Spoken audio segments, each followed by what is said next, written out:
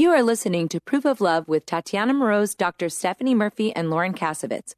This show may contain adult content, language, and humor and is intended for mature audiences. If that's not you, please stop listening. Nothing you hear on Proof of Love is intended as financial advice, legal advice, therapy, or really anything other than entertainment. Please take everything that you hear with a grain of salt. Oh, and if you're hearing us on an affiliate network, the ideas and views expressed on this show are not necessarily those of the network that you're listening on, or of any of the sponsors or affiliate products that you may hear about on the show. Now that that's squared away, let's start the show. Show me your heart. I know that it's beating. Tell me that you love me too. So I know your heart is true. 'Cause I need some proof of love. 'Cause I need some proof of love. 'Cause I need some proof of love. In New York for Blockchain Week, make sure you come by 230 Fifth Ave for a special community event that brings together the brightest stars in crypto. Saturday night, May 11th from 6 p.m. to midnight. Join Tatiana Moroz, Michael Salvi, Naomi Brockwell, Bailey Rutzel, and more of your favorite Bitcoin friends for a night of music, comedy, and live entertainment. It's free to attend, so register now at CryptoStarEvents.com. That's CryptoStarEvents.com. Hey, everybody. Welcome to Proof of Love, the show where you learn about sex, emotional stuff, and cryptocurrency all in one place. Thank you so much for joining us today. I'm very happy to be joined by three lovely ladies. So we've got Lauren Kasovitz in the house. Hey, Lauren. Hey, how's it going? Nice to see you on the show again. Thank you. I'm very happy to be here. I know. That new job is taking a lot out of you, but we're glad to have you here with us. And Stephanie Murphy, how you doing? Hey there. Yeah, I'm super excited about this show. Awesome. Me too. And today we're joined with Naomi Brockwell, who's a star in the crypto community and a friend of mine for many, many years, not only from crypto, but also libertarian stuff. So, hey, Naomi. Hi. Lovely to be on here with such wonderful people. Very excited about the show. Me too. We're really excited to have you on. So today's topic is going to be sex work, which is sort of I don't know, something that people have a lot of reactions to. It's sort of an emotional topic. People on the feminine side may have different views on it, and we're going to try and present a number of them for you today. We're also going to talk a little bit about how cryptocurrency can change the sex work world and perhaps make it a little bit safer. And we'll debate whether or not it's moral to be engaging in that. Where is the morality within this? But before we get started on the episode, I just wanted to give Naomi an opportunity to tell everybody a little bit about how she got involved in cryptocurrency, where she came in from, and a little bit of her background, because a lot of you may have seen her videos and a lot of her work, or maybe have seen her amazing MC skills. She's been the MC at a number of different events. But I'll let her tell us a little bit more. So Naomi, if you could give us a little bit of background, we'd love to hear it. Sure thing. So I got interested in cryptocurrency. I first heard about it, probably started hearing about it in 2012 because a lot of my friends were looking into it. And then 2013, I started making videos about it. And my background at the time, I was very interested in Austrian economics, and I was kind of on this reading spree of, I only discovered these ideas a few years earlier, and so I was kind of in this mode of just reading as much as I could about Austrian economics. So when Bitcoin came along, and I'd already kind of been through the Rothbard, what has the government done to our money type books, and discovering Bitcoin, I was like, wow, this could really be a solution to centralization of financial power and money. So I got really excited about it, and really excited about the freedom that it might be able to allow people. And I think what we've seen in the crypto space since then is that sort of financial autonomy. And I know we're going to be talking about that in terms of how it relates to sex work. But I mean, there's so many other things going on in the news at the moment. Like Julian Assange just got arrested yesterday. And of course, we know that like the first Bitcoin bull run happened because of Wikileaks, because they started accepting donations because the government literally shut down donations to the website. And so I think that it's just such a powerful tool, and I love to see all the different areas that it could be applied. And that's sort of my passion at the moment, just making videos and educating people about this. Absolutely. You know, I know that we're supposed to talk about sex work, but I'm really, really interested in this Assange thing. Do you guys mind if we just take a couple minutes to discuss it? Because I think absolutely, the audience... let's do it. Sure. Yeah. So for people who don't know what happened with Assange, Naomi, do you want to kind of break it down for us? Sure. So he's been in the Ecuador embassy in London for many years now.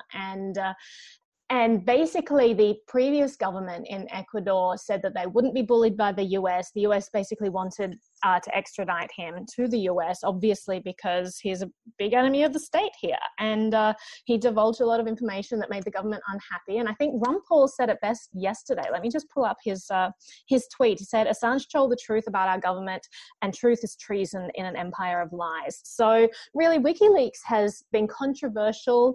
And a lot of people say that, it wasn't kind of done in the right way. This information wasn't released in the right way. But generally, people are saying, well, this is information that about our government, and in order to hold the government accountable, we should know this information. And so there's kind of a big divide about this issue, but essentially what happened is there was a regime change in Ecuador. Seems like the new president doesn't mind being bullied by the United States, because they said they gave the the British secret police permission to go in, drag him out, all kinds of strange things going on around there. There was like at the same time, the timing is just very convenient, same time there's like this $1 billion handout from IMF to Ecuador, which I'm sure has nothing to do with any of this. At the time, there was just like one news outlet outside the embassy. Keep in mind that this is something that reporters have been on the lookout for a very long time, and there's been hints that he's going to be taken away and arrested for many days now. Actually, we could say many weeks. And the fact that there was just one news outlet there, and it was a subsidiary of RT, a Russian-owned newspaper, I mean, to me, suggests that there's some weird stuff going on, perhaps people being told that they have to toe the line. The narrative has very much been controlled about this whole thing. The one thing that we know for sure is that the US has this very strange extradition order where they're talking about basically criminalizing journalism, which is just insane. Like, if you, like, you kind of go into a rabbit hole of the details when you get into the nitty gritty of what's going on. People saying that, oh, well, Assange, he helped crack a password for, Chelsea Manning, and therefore he assisted. Okay, so he wasn't, in the extradition order, it didn't say anything about, oh, he's charged with hacking a government computer, which is a crime already, He wasn't charged with that. Apparently, like, the wording is very vague. It talks about him assisting and encouraging his source to give him more information. Like, that's literally what a reporter does. Like, if that's the charge against him, a reporter asking for information from his source, I mean, it's just a very sad state of affairs and a very chilling atmosphere, and also chilling to look at all the mainstream media outlets across the aisle. It's a non-partisan issue. Everyone seems to be towing the line that, oh, yay, Assange has been caught. And it's just kind of, I mean, I find it terrifying that everyone is in such a collaboration with the government in terms of the narrative about this issue. Absolutely. I was so I have a dirty confession. Sometimes I watch Ben Shapiro, and oh no, I know. I enjoy his intellect. I like the way that he kind of presents his information, but he's pretty much a warmonger. And then yesterday when I saw him talking about Assange, he lost a listener. Forget that guy. I'm disgusted with the way that the media has been covering it. Of course, Judge Napolitano is on Team Assange. Tucker Carlson seemed to be a little bit more balanced. But, I mean, if people ever wanted a proof that there's sort of a controlled narrative in the mainstream media, this is it. It's absurd. And all of the people that are journalists that are celebrating this arrest should be ashamed of themselves. I don't even know what to make of it.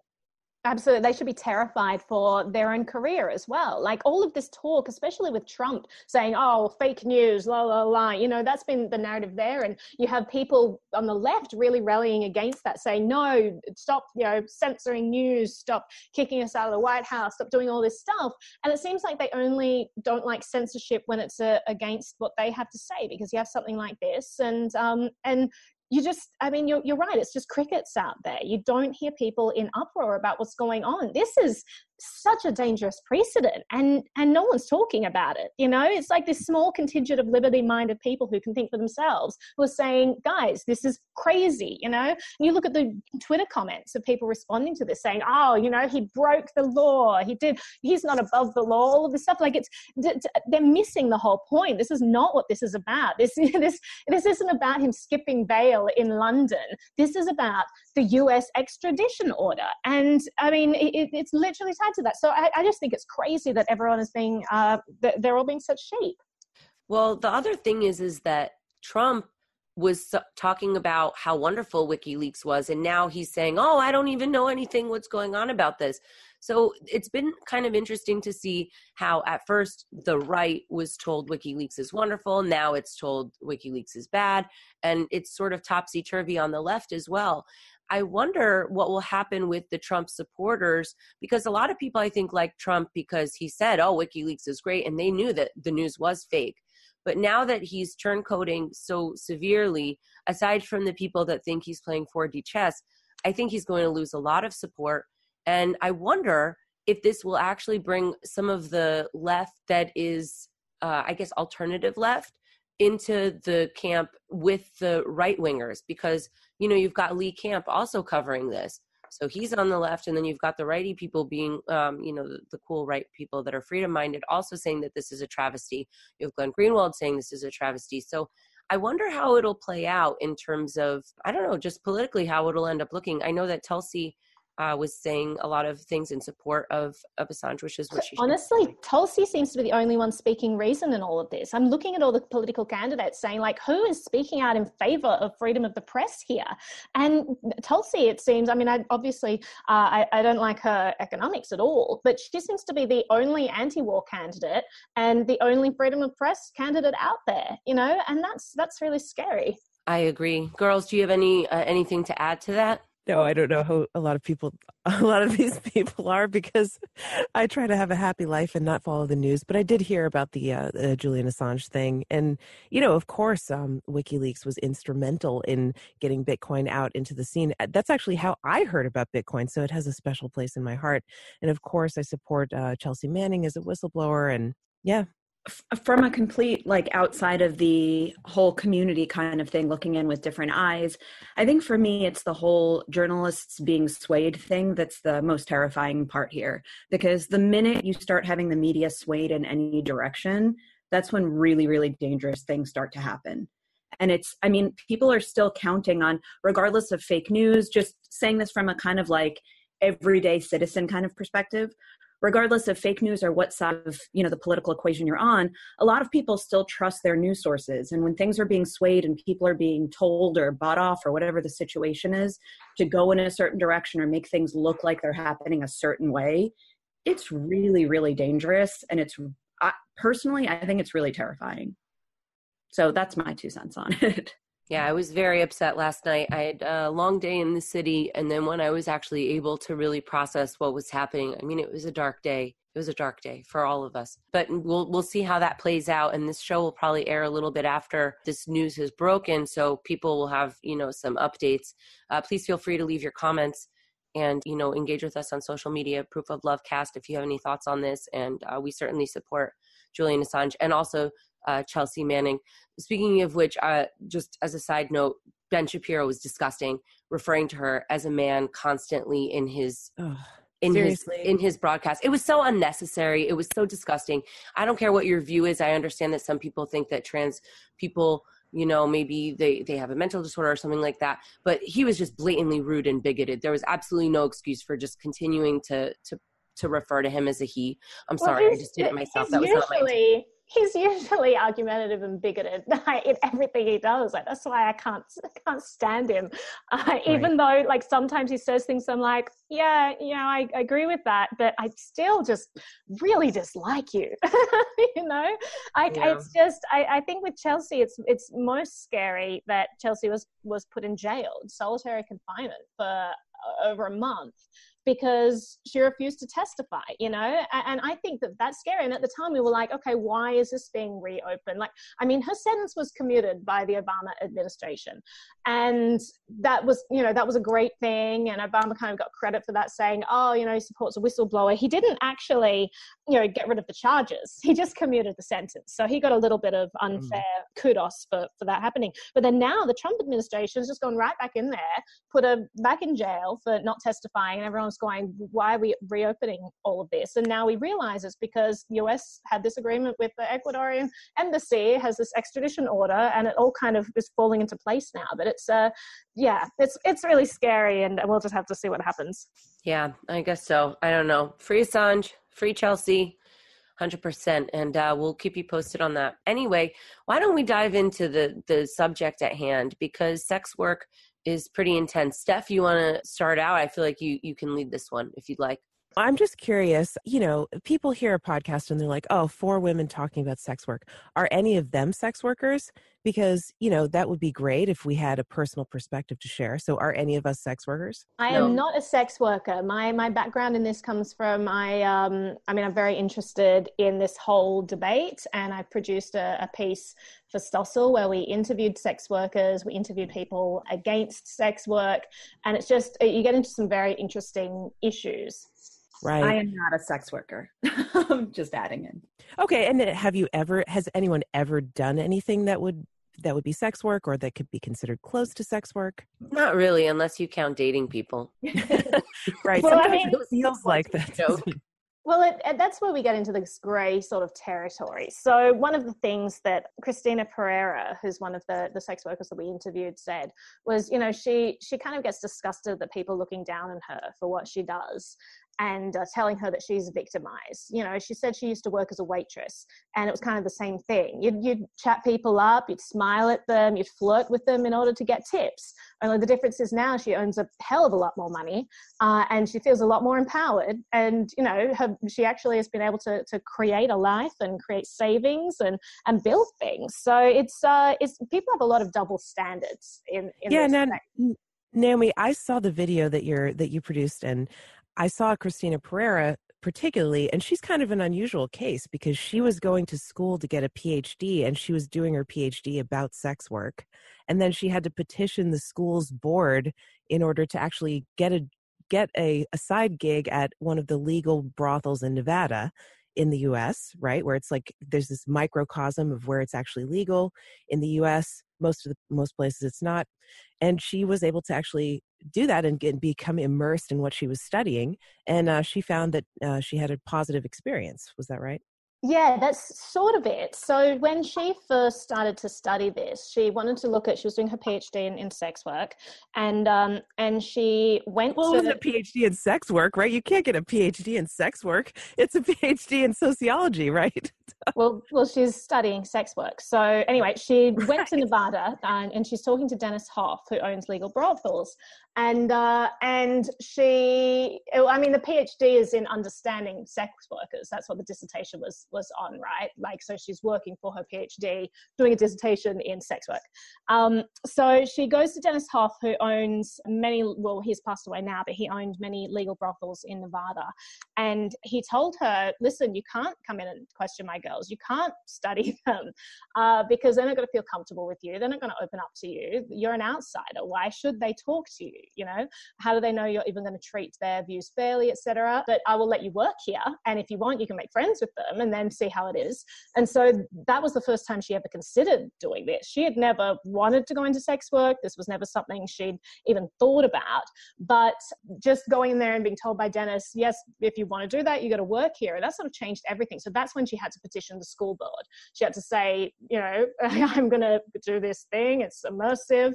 And the board said, well, it's consensual, and it's legal. So yeah, you can go ahead and do that. So she had some really interesting findings through her studies. Right. So that's one profile of one type of sex worker, I guess. But there is a huge diversity in the spectrum of sex workers, right?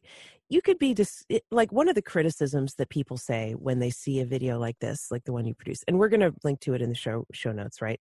They say, oh, you found the 1% of happy hookers, right? You found someone who's working in a legal work environment under pretty much safe conditions, who chooses to do it, who didn't even have to do it, but basically chose to go in and get a job there and didn't feel pressured by her circumstances at all, and doesn't have a pimp and didn't come from an abusive background, doesn't have issues like she's a runaway, a teenage runaway or something like that, or she has no money, or she has very few options because of some other reason. You found the 1% of happy hookers, and you're parading her out and saying that all sex work is like this. Are you saying that all sex work is sunshine and roses, and that it's all just a great job where you make a ton of money for just laying on your back?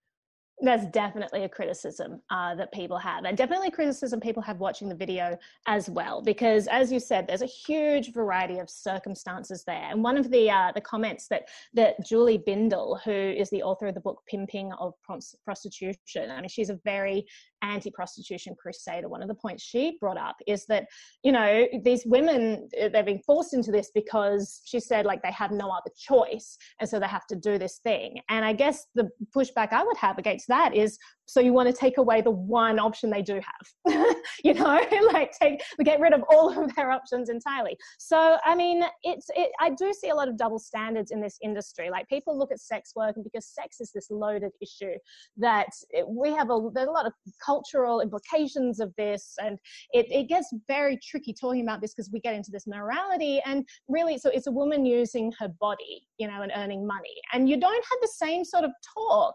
It's not to the same degree when you talk about a man using his body for work. So someone who perhaps is a fighter, he's like a boxer using his body, and no one talks about, well, is it moral for him to use his body to earn a living? But because it's sex, it seems like it's this taboo thing. Right. And all the criticism usually falls on the sex worker herself. It's never really on the clients. It's never really on the pimps. It's never really on anyone else who's involved in the industry. It's usually the stigma is falling on the sex workers themselves.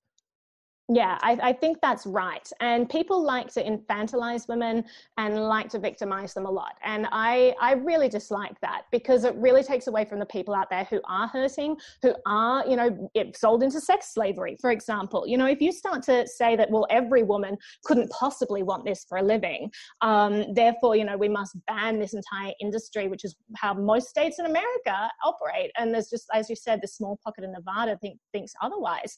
You really get into dangerous territory. You know, let a person decide for themselves what they want. And I just want to bring up the differences between the different styles, like the different safety of legal and illegal sex work. Like, this is they say it's the oldest profession, right?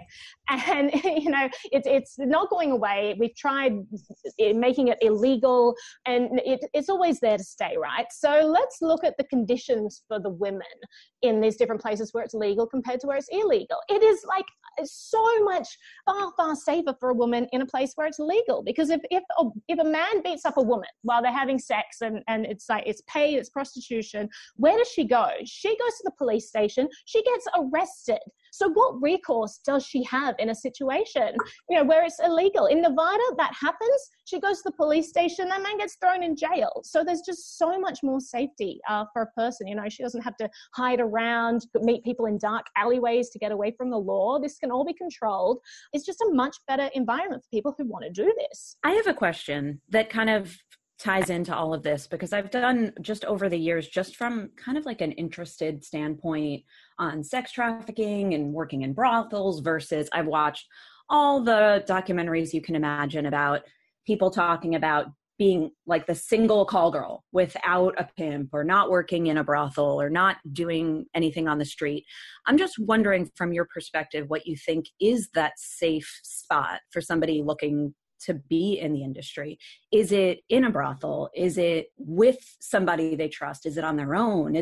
Because they had shut down Backpage, which was a very, very dangerous place for predators and for sex traffickers. And it was really terrifying. And I know people have a lot of mixed opinions on that whole situation, because for a lot of sex workers, it was, you know, killing their business.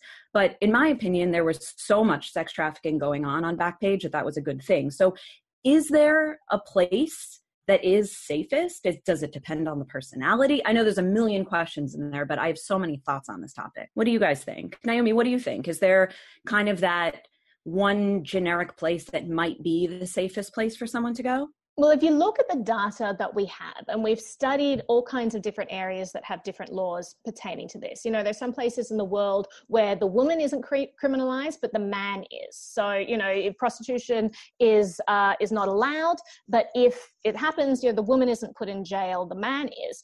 People say that that is a better system, but the reality is that it's not, because in order for a man to feel comfortable doing this, he wants to stay out of the view of law enforcement as well. So once again, the woman is forced into the back alley. She is forced to go undercover. All of that stuff leads to less accountability for the person being engaged, and that's not a safe environment. You want something that is out in the open, where you can have a ID verification, where you know who the people are, so that if something goes wrong, you can feel safe, and that you're not jumping into bed with someone who is like a serial rapist or murderer or anything like that. So you really don't want a situation where anyone is forced to go underground.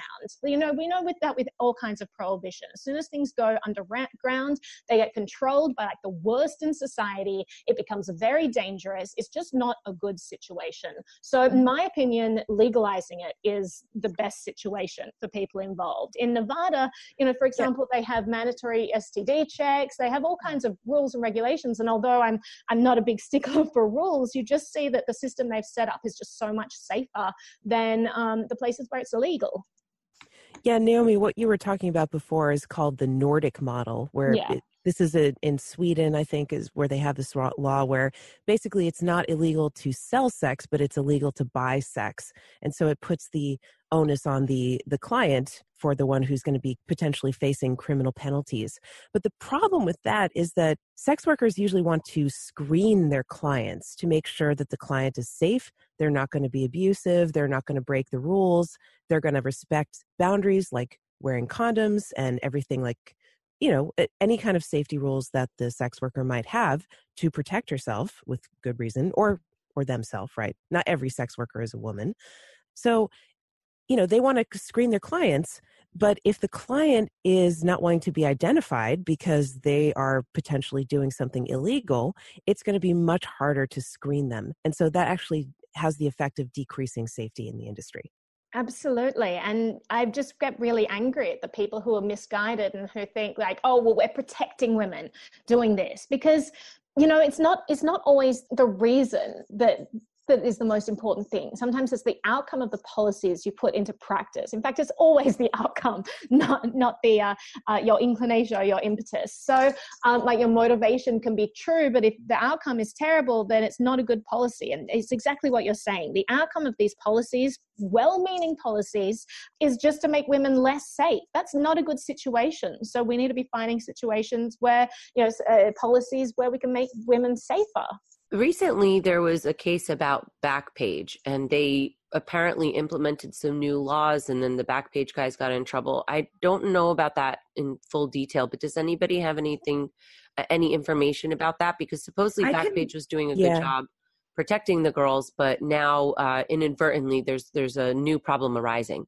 There was a huge investigation on sex trafficking and pedophilia that was happening, and they really targeted Backpage because they were finding that there were a lot of girls and young boys that were being sold basically on Backpage. The problem with the whole situation with Backpage, in my opinion, I don't know if you guys agree with me or not, but that was a huge problem. So yes, it was great that there was this investigation. Sex trafficking for boys and girls is a huge, huge worldwide issue. And the problem with shutting down certain parts of Backpage is that there were women and men that were using Backpage, and they were screening people, and that's where they were getting a lot of their clients.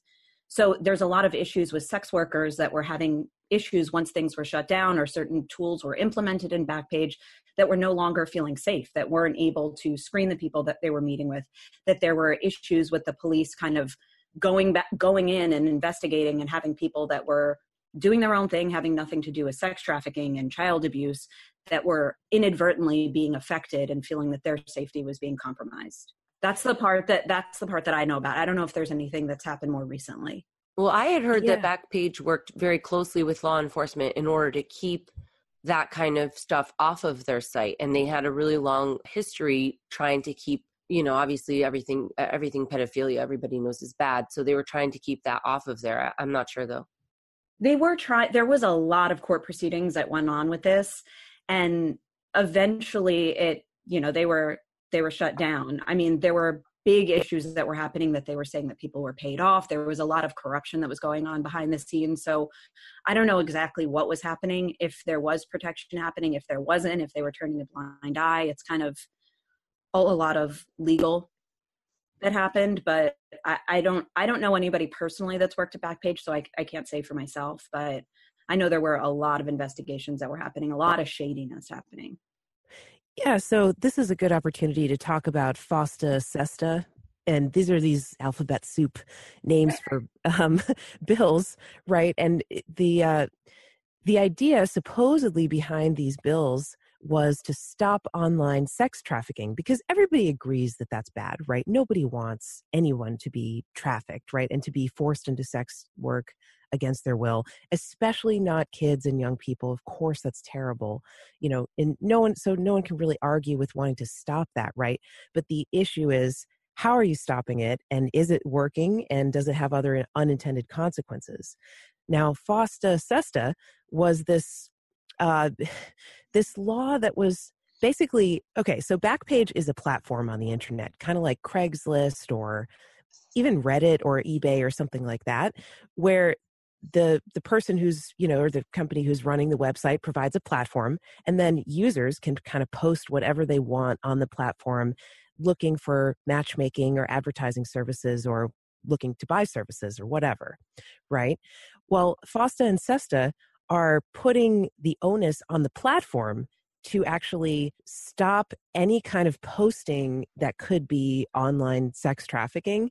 And this is very broad and very punitive. And so what this does is has a very chilling effect on any kind of internet freedom, any kind of platform where people are posting whatever they want on the internet. Now suddenly the platform is responsible for what's posted. And so they need to aggressively police, what their users are actually posting. And so this is a big problem from the perspective of internet freedom and privacy also, because, some of the ways that they're enforcing this is by attaching people's identity, making it harder to post things anonymously, tracking who's posting what, and then aggressively policing that. So in the name of stopping sex trafficking, there can be a lot of other unintended consequences. And of course, we know it doesn't stop sex trafficking. Like we said, Exactly. sex trafficking and child abuse and forced sex labor is already illegal, and there's already really, really harsh penalties against it. Nobody wants that stuff to happen, right? But it still goes on, right? It's still going on. And so the question is, I don't know, like, it's not really how can we crack down more, because that already doesn't work, but how can we create an environment where this doesn't happen, where there's sunlight that's driving away the cockroaches, right? That's killing the bacteria and mold. And I think bringing it out into the open is actually the way to go. Yeah, I completely agree with that. And also bringing it out into the open is great for people who are legitimately working in the industry, because I don't think a woman should have to feel ashamed for working as a sex worker. And I know that there's a lot of religion comes into play, and your own personal culture and value system and all of that. Different people are going to have different point of view. But as a libertarian, I want to respect someone else's choice to do what they want with their body. It doesn't mean that I think it's the best thing for me to do with my body, but if someone wants to, make a choice in their life, I think that they have the right to do that. So the idea that you have some bureaucrats coming in and saying that they don't have the right to do that because of a moral issue, and let's keep in mind that this is what most politicians about this issue say, sex trafficking is an issue about this, but if you actually listen to the rhetoric of the people who are anti-legalizing prostitution, they're talking about, the morality of it. And I just don't think that that's something that someone has the right to say about someone else's choices. I agree. I think this is, I don't know if this is totally shifting topic, and if it is, please shut me down immediately. But I'm curious what we all think about the whole kind of sugar baby, sugar daddy situation, which is in itself prostitution? Do That's a good we? question. So, Yeah. I once read a book when I was younger called Sugar Baby, and it was great. It was such an interesting book about this woman who she was earning like a normal paying job, and then she decided to put an ad in the paper for basically saying, listen, I will just stay in this apartment and be there at your beck and call whenever you need me for comfort or whatever, for just like cooking for you, for massage, you know, just like I'll just be a companion for you. And for that, I require, you know, high-end lodging and a lot of money every week. And she said that she got so many applications. And so this book is kind of her memoirs, recounting some of the relationships she had after posting this ad. And it was kind of fascinating. Like it's a very different world, the one that I had like previously even thought of. And I think that if someone wants to make that choice in their life, is totally fine. I agree. I just wonder how I think it's stigmatized a little bit. I don't know if it's just such a new thing that people are talking about it, but I wonder how kind of old school prostitution has been given this horrific rap, and the idea that women are a certain way that are doing it. But this whole sugar daddy, sugar baby situation, which in a lot of ways is similar, because there is the whole girlfriend experience in the traditional kind of prostitution model. How is this kind of escaping people's eyes as being the same thing? What makes it better? What makes it more kind of palatable to people, just from a psychological standpoint? I don't think that people like sugar babies and sugar daddies. I feel that people are not really fans of that. I mean, when I hang out with people, you know, it comes up, you see a woman and she's with some older guy. I mean, I don't think that people think that's wonderful. I don't think it's societally approved. It's better than prostitution, I think, in terms of people's perception. But just to chime in, I don't think that people think that's wonderful. What about someone who gets married to a man because she wants comfort, she wants stability, or a man getting married to a woman because he wants the same thing? You know, maybe he just wants to be a stay-at-home dad, and maybe she earns a lot of money, could put them up in a very comfortable lifestyle, kind of manages all the affairs. Like, you know, there are relationships all the time where people do that, and no one really talks about it. And it seems this very different thing. Is it because they got the government's permission in a marriage license? Like, because it was given like the check mark? It just seems so hypocritical. This is a kind of sex work. You know, it is more of a girlfriend experience, but it's like, it's almost like there's a spectrum between, you know, just like a single transaction and then all the way up to this kind of fantasy that someone is living in 24/7. And from my perspective, you know, I mean, I understand that there's a thing about this, right? Like, women have sex and looks and youth and fertility and beauty, and men have money and resources and other things and status, I guess. And there's this cliche of sort of trading one for the other. To me, it's, you know, from my perspective, I wouldn't want to be in a relationship like that myself, because it seems to me kind of like a caricature of that exchange that is not really giving anybody what they really want or need. But I understand why people do it, and it can be mutually beneficial. And yeah, I would never try to stop someone from doing something like this. Yeah, I find it just really interesting that, and Tatiana, I agree with you. I don't think it's something that kind of society approves, but maybe it's more that we look the other way. People are less like vehemently against it than they are against prostitution. You rarely hear when people are pro or against prostitution talking about the sugar baby situation. Or I think it's because the clients are wealthy and powerful. The clients are powerful, and the workers are also powerful too, more powerful than your average sex worker. That's why they're just not the easiest targets. The easiest targets to go after legally and from a social stigma and judgment point of view are the sex workers who are working outdoors, you know, walking on the streets and things like that.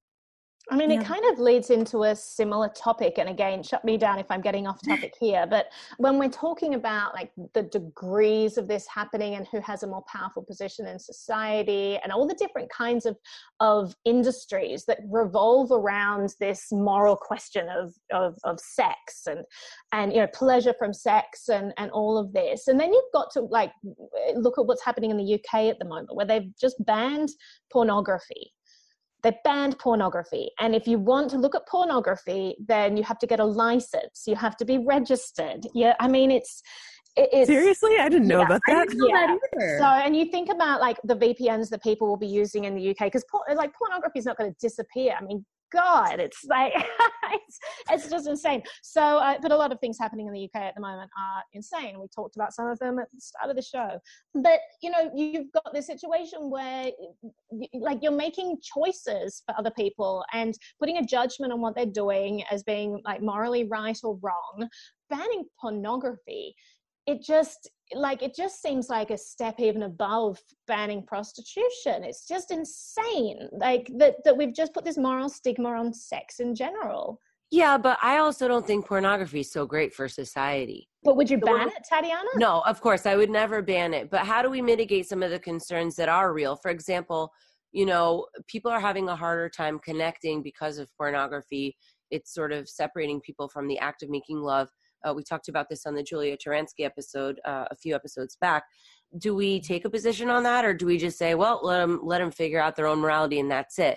Obviously, banning something is much, much worse, but I don't want to act like pornography is just so wonderful for society. I think that people who have concerns about that have real concerns, and the answer would be, well, don't watch porn. But I mean, if it's so prevalent in our culture, if it's so normalized, I can't say that that's a very good thing. Do we have any kind of solution for that? Or is that just, well, we're just devolving. Sorry, everybody. Well, I would take issue with the premise. I don't think it's a bad thing at all. Have you seen some of the pornography that's out there? Yeah. Because there's some really sick stuff out there. And I can't. Right, but like, where do you draw the line between what's considered pornography and what's not, right? Is a picture of a muscular man with his shirt off, is that now pornography?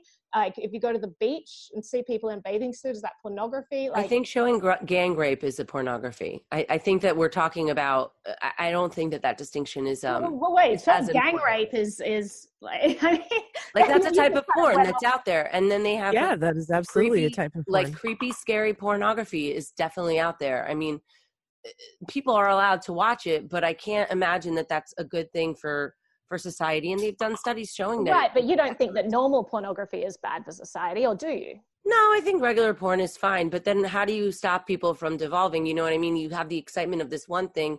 How do you not get more excitement? You know what I mean? Like, well, I don't think you stop people. That's the thing. Like, that's the whole, the age-old question that we're asking, how much control do you give the government to make these decisions? I don't think you can stop it, which means you're always going to have these issues. You will have these fringe areas of society that do bad things, and there are always going to be bad people. There are going to be people who kill people out there, who rape people, not just look at pictures. Like, there's always going to be these fringe sectors. But I think that as long as the actual actions, I mean, if they're illegal in society, like if gang raping someone is illegal, that's a different thing to banning, putting a blanket ban on every type of pornography and making people get a license. I want to give Tatiana some support here, because I really can relate to your perspective, Tatiana.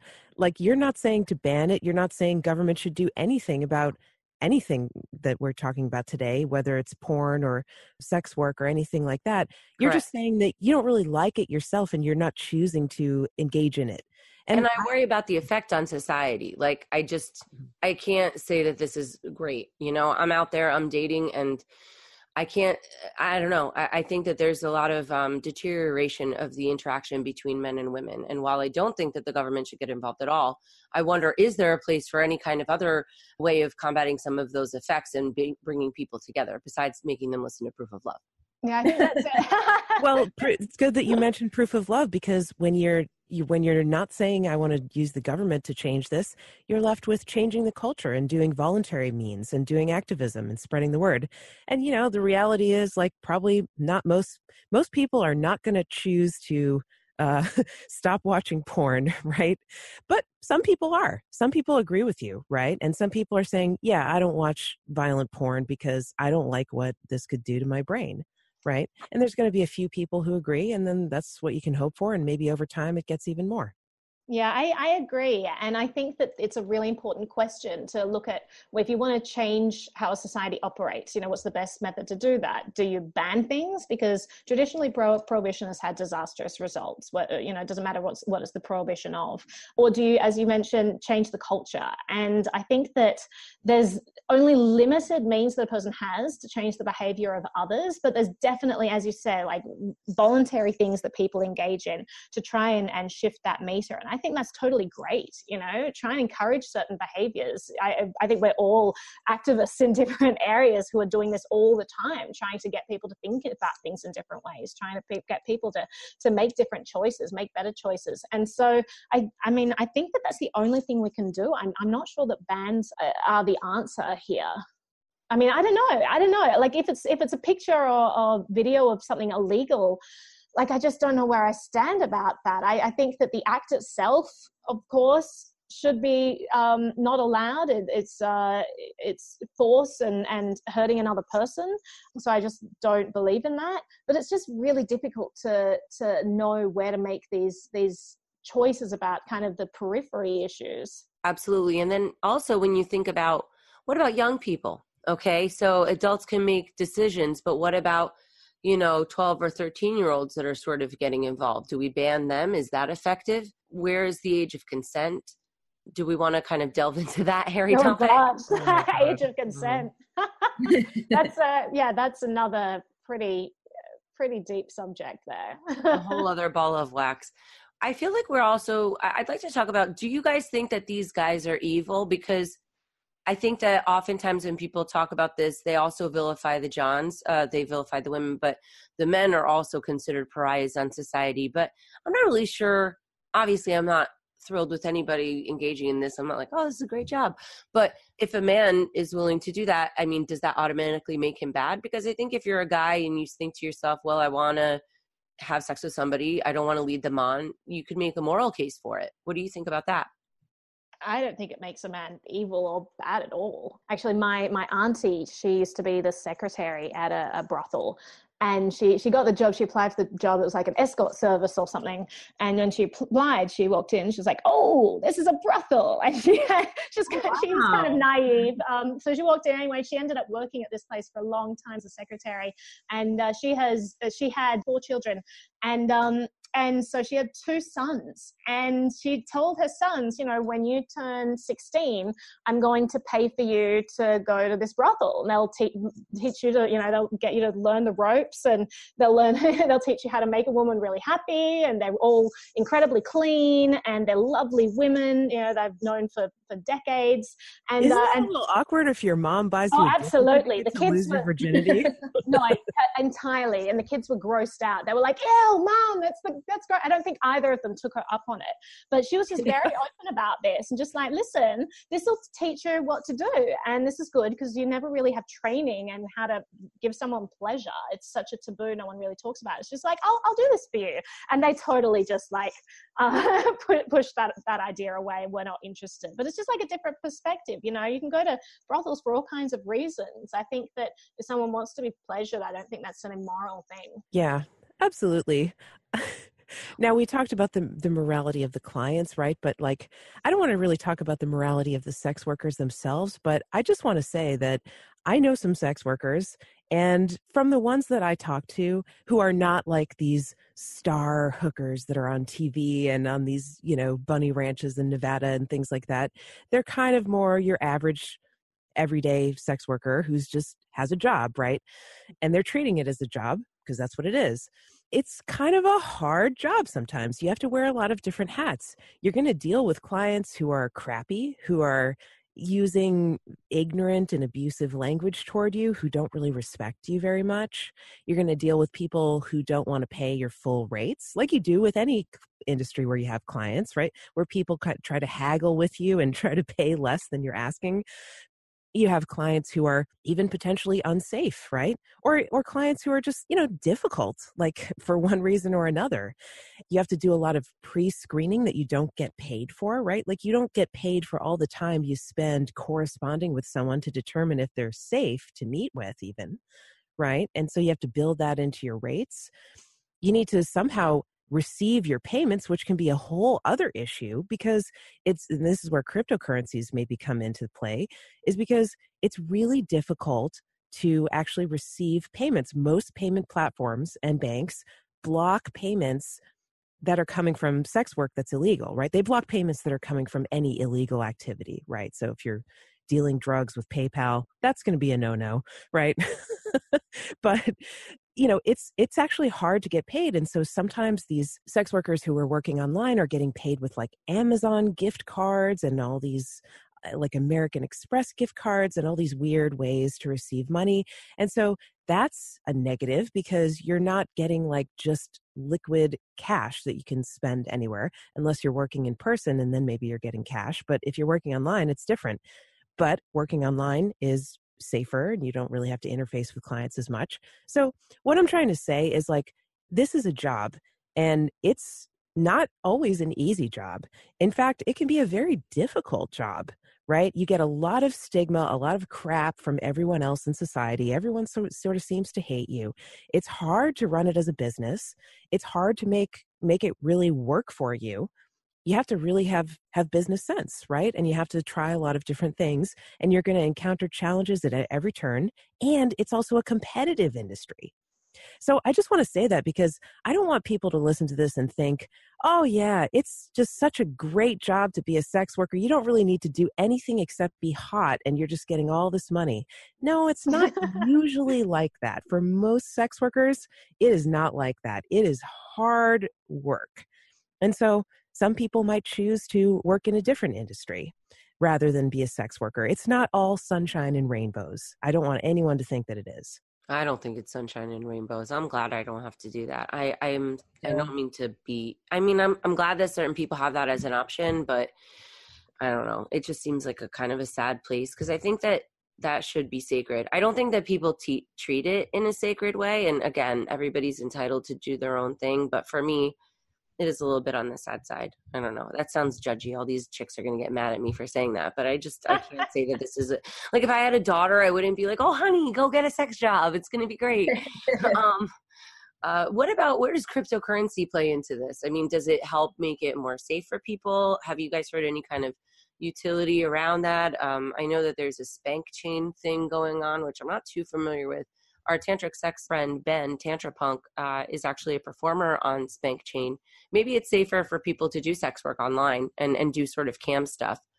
Well, I think that safer but lower paying. Yeah, I mean, it definitely cryptocurrency helps in an industry that is illegal. So crypto was really popularized on the dark markets, on the dark web.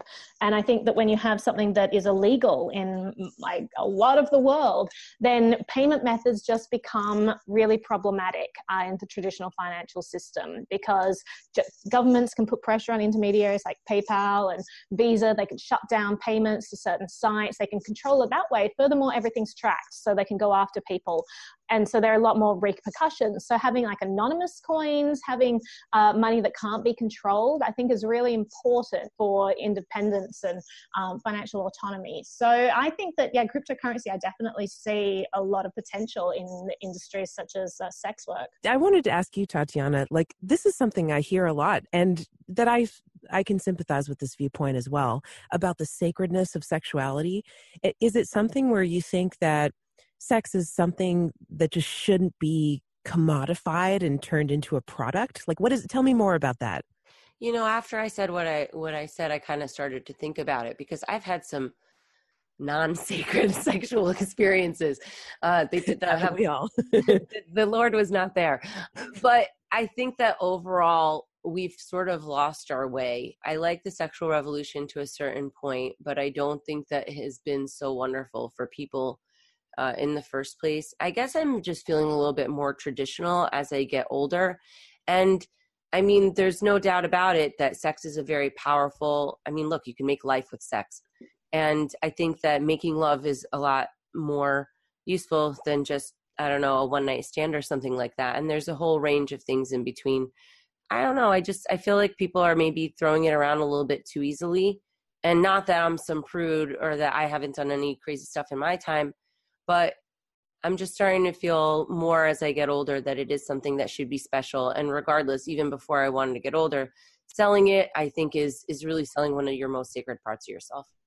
I don't know how to, I mean, because there are a lot of things that we do that are not sacred around it, and commodifying it maybe is a better option for some people, but I don't like it, you know, I not for me. I think it's fine for somebody else if they want to do it, but honestly, I'm not going to think that that's such a great choice for them either if I have to be pressed on it. Not that it matters what my opinion is, but I don't know. I mean, I think we've been talking about this, and I'm all about legalizing and everything, but I don't want to represent myself in the way that, and I think a lot of people in the audience are going to listen to this and be like, yeah, obviously it's not a great job, even if it is good for some people.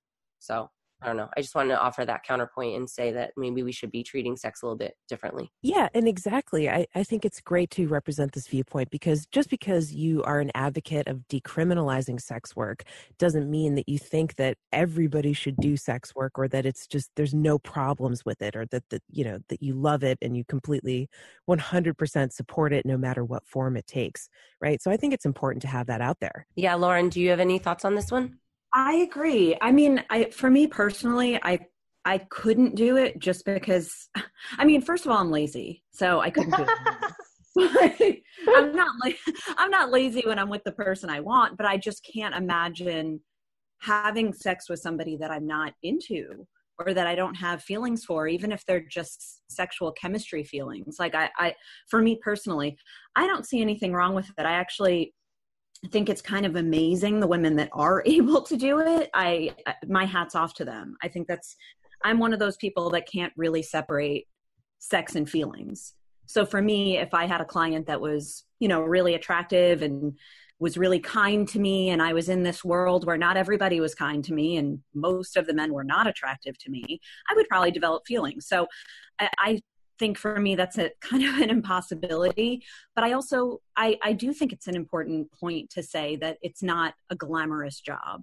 It's not going to be what you see on TV, or that. Do you guys remember that show that was in the UK? Naomi, you'll remember it, the Secret Diary of a Call Girl, or whatever that was. Yeah. And that was so glamorized, and it's not going to be like that for everybody. And it is a beautiful thing to build real connections with people, or to have like wild sex with somebody that you're attracted to, whatever it is. I think at the end of the day, for me personally, it's about your choice. What do you want to do? Ooh, I have a good question. I just thought of it. Oh, okay. Would you guys ever hire a sex worker? Like, let's say you're in Vegas and you want to have a crazy time, but you don't want to meet some sleazy person in the bar. Would you consider doing that? I've thought about it. I have too. But I've never done it. Yeah, no, I have too. I have thought about it. Yeah. I don't think I would ever do it. I can't imagine paying for sex, because it wouldn't be that hard to get, and so I just think like paying money for, you know, it doesn't make sense. One thing I do want to bring up when you're talking about like this glamorized life and how it's not always like that, I think that's a really important point. But I also think, like Tatiana, what you were saying about like sex being sacred, and totally, like I agree that everyone needs to have their own relationship with sex. They all have their own value system, and I think that's totally great. And just to provide a different example, so in that the memoirs that I told you about in Sugar Baby, it was a very interesting perspective, because sometimes people have really meaningful relationships with someone and they love their spouse, you know, completely, but sex just isn't part of their life anymore. And sometimes it's okay to not find everything in just a single person. Sometimes it's okay to have different people who fulfill different needs in your life. So one of the things she said in this book was she'd have conversations with these men and say, you know, you're meeting me and you're about to go home to your wife and she doesn't know about me. Like, doesn't that make you feel bad? You know, and she'd ask, like, do you even love her? Why don't you just leave her? And then the response a lot of the time was, yes, I adore her. I completely love her. And then her response would be like, well, why are you doing this then? And they'd say, well, because we don't have sex anymore. It's not a thing in our life. And yes, I've tried. And yes, these are things like avenues that I've gone down to try and rekindle the spark. It hasn't worked, but that is a need of mine. That's something that I want in my life that it's not getting fulfilled by this person. So I think it's okay to outsource it. And so that's just a different perspective. Like, I think a lot of the time, and we can probably blame Hollywood movies for this, is we have this idealized idea of what relationships should be as well. We have this idea about this Prince Charming or princess or whoever we have in our life that's going to be perfect and fulfill our every need and we live happily ever after. And the reality is that two people are going to be very, very different, and they're going to continue to evolve and grow as their lives change, and they can grow apart. And finding two people that are completely compatible in every single way and will stay that way for forever is going to be a very rare find, I think. And so just finding other alternatives so that you can live a life that you find is fulfilled, I think is okay. Yeah, I mean, that does happen, but okay, I think it's okay to outsource it. Did you talk to your partner about that? Are they okay with it? Good question. There's also a lot of dishonesty and cheating. Like, I know someone who does sugar baby work, and she said, like, basically 100% of the men are cheating on their wives, and their wives don't know about it. Yeah, and she that's feels awful. Yeah, and she feels, conflicted about that, of course, right? And also, I want to go back to something you said before, Naomi, about why would I pay for sex when it's so easy to get? Well, yes, I agree. But the thing is, you're not just paying for sex. You're paying for a service where the person is portraying a fantasy. That's true. It's a whole thing. It's an experience. It's not just sex. Yes, you could go pick up a person and have sex with them, but they're not going to probably do it the way you want, according to your fantasies, right? So that's why you would hire a sex worker, to get a specific fantasy that you're looking for. And, I think it's totally reasonable to want that. Everybody wants that in some ways, right? I also wanted to talk about sexual surrogates, right? Before, I know we're short on time, but have you guys ever heard of this, where there are some people who have, maybe they had like some kind of bodily trauma, or they had a health problem, or they had, maybe they have some kind of disability where they haven't been able to really form relationships on the same timeline as everybody else, and or they're like a young person who's just losing their virginity for the first time, and they're just having a sexual awakening. There are certain types of sex workers who come at it from a more therapeutic approach, where they're really trying to help their client heal from whatever it is that they're going through, and they're using sex in order to do it. I think that's a really interesting approach. And there's a documentary about it. I think it's called The Surrogate, and it's based on a true story. And it's about this woman and all of the people that she helped. And, some of the stories are very heartwarming. Yeah, I've actually, they did, Helen Hunt was in a movie. I think that was based on that story, or based on a man who was paraplegic and had hired somebody. And I do think it can be really heartwarming. I don't know how common it is, but I think that's actually quite a beautiful thing. And I don't know, but that falls kind of in an interesting spectrum of sex work and therapy, right? I mean, yeah. I think all sex workers are kind of acting like a therapist in some capacity anyway, because they have to understand what's going on in their client's head and what does the client want as part of their fantasy. And then often they're having these conversations, like you said, with the girlfriend experience. They're having conversations, and they're listening to the client's problems, and the client is sort of opening up to them about at least certain topics. So, there is a certain amount of acting like a therapist involved. So I think we can appreciate sex workers for that. Definitely, yeah, I do. I agree. It's hard. Absolutely. Well, ladies, I think this has been a really good show, and I think we've given the audience something to think about. Maybe next time we can actually bring on somebody who's worked in the industry and ask them some questions. If you're in the audience and you have some questions or a comment, please go to proofoflovecast.com. Leave us a comment on this video, or you can connect with us on social media. We're Proof of Lovecast across all the social media, so Instagram, Twitter, Facebook. You can come and find us. Naomi, before we go, if you could please just tell us if people want to watch some of your videos and interact with you. You're also going to be at the May 11th event that we're planning in New York City. I'm doing a comedy and music event. We're really honored to have you on our bill. So May 11th, guys, check it out on cryptomediahub.com under the news tab. You can find out more information. But Naomi, where can people connect with you? Yes, I'm super excited about that performance, by the way. That's going to be a fun night. I'm on YouTube. If you go to youtube.com/Naomi Brockwell TV, and I put out crypto content every day if you want us to check that out. Otherwise, Twitter, I'm there as Naomi Brockwell. But I mean, you look at any of the social media sites, I try to support all of the decentralized sites as well. So I'm on minds.com, library.io, BitChute, Bitbacker, all of those. So go and find me and connect, and that would be awesome. Thanks so much for joining us. Girls, any final words before we say goodbye to our loving audience? I love this episode. I thought it gave us a lot of food for thought. And I think there's a lot of topics that we can kind of branch on in future episodes that kind of came out of this. Awesome. Yeah, thanks so much. Support your local sex worker. Yeah. By advocating for decriminalization. Oh, Absolutely. I'm glad you clarified that. No, decrim that stuff. Don't penalize all these people. It's only going to make it worse. So thanks everyone for listening. proofoflovecast.com. Thank you to Crypto Media Hub for sponsoring this show, and we'll see you next time. Do you like cryptocurrency, politics, economics, activism, or art? Then check out The Tatiana Show, where you can learn all about it in a fun and non-intimidating way, as if you're just hanging with friends. Go to thetatianashow.com and listen now. Ross Ulbricht is serving a double life sentence without parole for all nonviolent charges for creating a website. Please help free this peaceful man. Go to freeross.org and sign and share the petition. Show me your heart. I know that it's beating. Tell me that you love me too. So I know your heart is true. 'Cause I need some proof of love. 'Cause I need some proof of love. 'Cause I need some proof of love. Thank you for listening to Proof of Love. Please follow us on Twitter, Facebook, and Instagram at Proof of Lovecast. More episodes can be found at proofoflovecast.com.